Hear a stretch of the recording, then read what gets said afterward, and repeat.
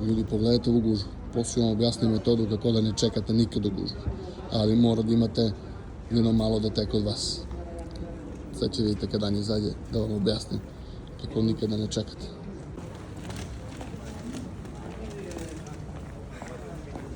Znači ljudi, kad imamo obaveze vodimo Jakova.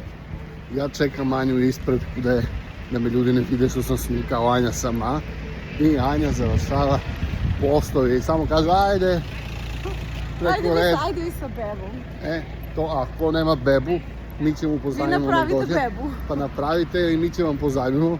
Dojete po Jakova i iznajmimo ga 10 evra. I nema čekate, uzmete Jakova, bebica, možete vi. Sa Stefanu već ne možemo, to što velika. Ali s Jakovom kako možemo da vršimo posao. Skoro sam Stefan odveo u banku s mene i nisam me pustio. Ajde, vi sa detetom, nema smisla dete da čeka. Ajde, ovako nema smisla beba da čeka. I prolazimo te Anja. Kad Stefano prolazi, mora prolazi. Pa znaš koliko bi čekali sada da je sat vremena? 50 čoveka ispred. Tako da, eto vam, brate, rešenje za vaše probleme.